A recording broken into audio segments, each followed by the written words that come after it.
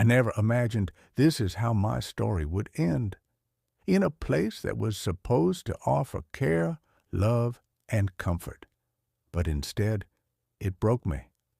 This is the story of how I was left behind and how no one ever came back. When my children first brought up the idea of moving me into a care facility, they said it was for my own good, that I needed professional care, that they'd visit every weekend, call every day, and I believed them. I packed my belongings into 2 old suitcases, a few family photos, my wedding ring, a Bible, the little things that made me feel human. They hugged me tightly at the door. I watched as they drove away, smiling. That was the last time I saw them. The room was quiet, sterile, cold. No familiar smells, no warm laughter, just silence and strangers. The first few days I waited by the window. Every car that pulled in, I thought, that's them. But it never was. I asked the nurses to check for missed calls. Nothing. I asked about the next visiting day. They smiled and avoided my eyes. The days turned into weeks, weeks into months. Birthdays passed, holidays came and went, no calls, no visits, just silence. I began to realize I wasn't temporarily placed here. I had been left here, forgotten. Life here, it's not what you think.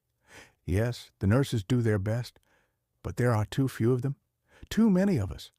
Meals come on trays with no flavor. Conversations are short when they happen at all. Most of us sit for hours staring at walls, trying to remember what it was like to feel loved.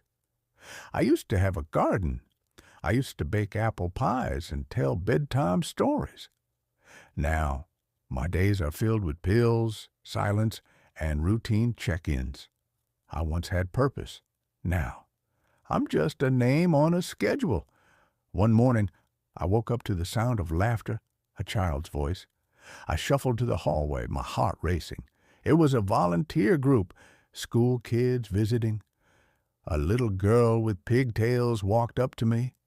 She smiled and said, "You look like my grandma." She hugged me without hesitation, and in that moment, I felt something I hadn't in a long time. Warmth, connection, hope. It was brief, but it reminded me I still matter. If you're watching this, please don't forget the people who raised you, who sacrificed for you. We don't need grand gestures. We just want to be remembered. A phone call, a visit, a letter. They mean more than you'll ever know. Because one day, you might be sitting in a room like this, wondering if anyone still cares. Don't let love become a memory. Visit, call, remember.